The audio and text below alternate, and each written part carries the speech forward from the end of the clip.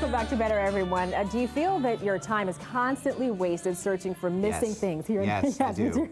It's really a problem in a lot of homes, rooms that are just too cluttered to keep track of everything that you got. That's right. We wanted to know what was the most disorganized room in your home. So we asked you guys on Facebook, and here is what you said. Oh, my goodness. We got a lot of responses. This one woman said, Tina said, all my 6 closets. Tina, I wish I could come to your house. Yes, I'm fighting over one closet right now. Somebody else said, my kitchen. Really? A lot of little, I guess a lot of little appliances. It's hard to keep the cupboards organized. But I like this one. This is a woman I can really respond to. Okay. Karen said that right this minute, her whole apartment, she said that she's just been busy with a lot of work hours, and it turns into a throw and go type situation. I like that. Every flat surface in my house. You walk in, out of your pockets, boom, right onto the flat surface. If it's open, you'll clear it up. But we got a lot of great responses. But we can fix this, right? We definitely can, because we've got professional organizer Barbara Raish here. She's going to help you get your life in order.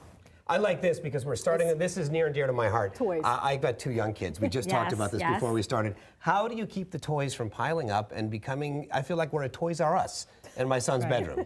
Well, one of the things that I see in people's home is they don't have just one version of Monopoly. They have 6. So here I have Monopoly Junior, Monopoly. I have the Pixar Monopoly. There's Yankees Monopoly, Mets Monopoly, Dora Monopoly. Just have one Monopoly. When you cut down your games to just one version of each game, you'll have a lot less in the playroom. Consolidate. Don't be sucked into the trendy version of every. Don't be sucked in. Okay. Right. So, what's the gumball machine up front there for? Well, this is what I would call a junky toy. This goes under the category of party favors, Happy Meal toys, and these are the things that give birth to other toys just like them, and you don't want them in your house. So I imposed a 24-hour rule. After 24 hours, these go in the garbage, because when you have too much of this distracts your children from playing with the toys you actually bought for them. How do you get rid of them without a temper tantrum? How do you get rid of these little, I mean, I agree with you, I have way too many of these. Okay, if you do it when your kids are awake, you throw it in the garbage with a paper towel over it, better to do it when they're sleeping. Yeah. They'll never miss it. Yeah. You got a great tip here, too, for the bills, right? The office, the home office? For the home office, another very cluttered room of the house. So first of all,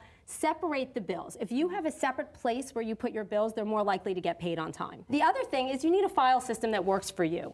And the mistake that I see that people make is they have one piece of paper in every file and they just keep creating files. The file system becomes so administratively complex and burdensome, you'll never file again. So for example, for your car, you might have Easy Pass, the auto lease, the garage, the auto insurance. Instead, you could have one file that says auto. Just all car stuff. All car stuff together. Okay. And so that will simplify your filing system and eliminate a lot of the clutter. I assume we're moving on to the kitchen because we have canned goods here. Somebody said the kitchen. Our kitchen, we have a lot of stuff in the kitchen. How do you organize it?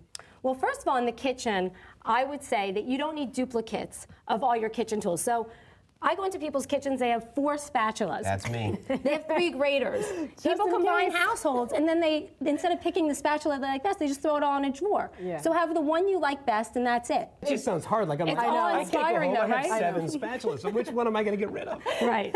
Okay. One of my friends that cooks a lot said you take the one that has the best angle. So you can get in there and onto pick the things pancake up. and With my luck, we would pick that one spatula and then lose it. That's it. Okay, now down over here, this is where the entryway, where you drop every single thing off, right? There's nothing worse than walking in at the end of the day and having a pile of backpacks and sports equipment and jackets and shoes. And the shoes. Constantly. Over those all the time. And people are puzzled because their kids at 3 years old go to nursery school and hang up their backpack and their jacket there, and they say, well, why don't they do it at home?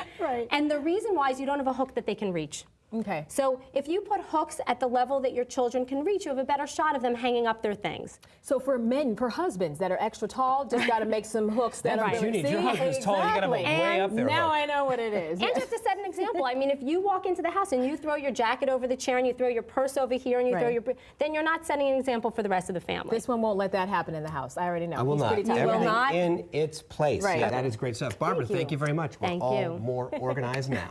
Thank you. If you want to see these decluttering tips again, you can go to our website, bettertv.com. We'll be right back.